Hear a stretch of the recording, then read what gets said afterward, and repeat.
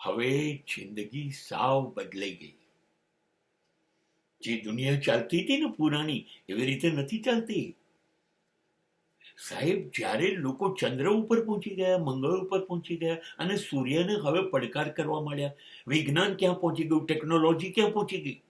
જમીન પર ચાલતી 4 પૈડાની ગાડીઓ એ પેટ્રોલના બદલે હવે વીજળીના બદલે હવે સૂર્યના કિરણોથી ચાલે છે. અરે એ તો ઠીક, જમીન છોડીને અમેરિકામાં મસ્ક તો હવે આકાશમાં ટેક્સીઓ દોડાવવાનો છે, જેને હવાઈ ટેક્સી કહે છે. જો દુનિયા કેટલી ઝડપથી ચાલે છે, ટેકનોલોજી બદલાય છે, સાયન્સ બદલાય છે. આટલું બધું જ્યારે બદલાતું હોય એવા ટાઈમે તમે જૂની પદ્ધતિથી કામ કરીએ, જેમ થાય છે એમ થશે, નહીં ચાલે. એ નોકરી હશે કે ધંધો, આ નહીં ચાલી શકે.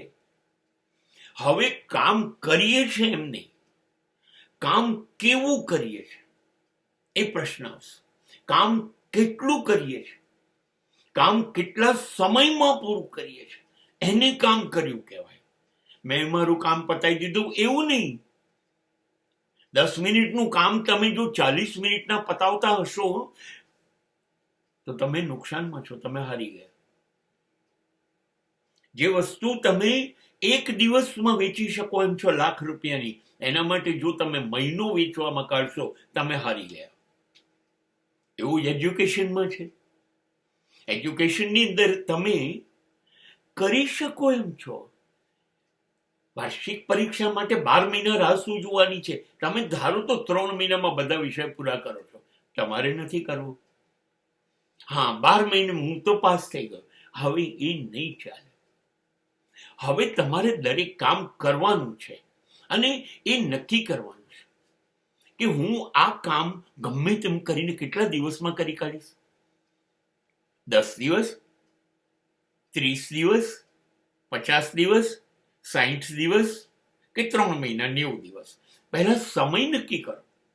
સમય નક્કી કર્યા પછી એની વહેંચણી કરો કે મને 30 દિવસમાં પૂરું કરવું હોય તો મારે 1 દિવસમાં કેટલું કરવું પડશે, કે મારે આટલા 1 દિવસમાં કરવું છે તો મારે કેટલા કલાક કામ કરવું પડશે. હું કેટલા કામ કરીશ, કલાક કામ કરીશ તો આટલું કામ થશે. અરે દરેક કલાકમાં આટલું થાય.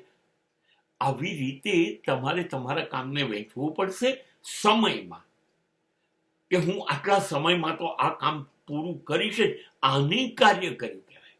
હવે તમારે એટલા સમયમાં કામ પૂરું કરવું છે. તમે એક એક ડગલું, એક એક પગલું તમને ગમે એવી રીતે નક્કી કરો. નક્કી કરવાથી પૂરું નહીં થાય, એ વાતે નક્કી. એમને નથી થતું સાહેબ.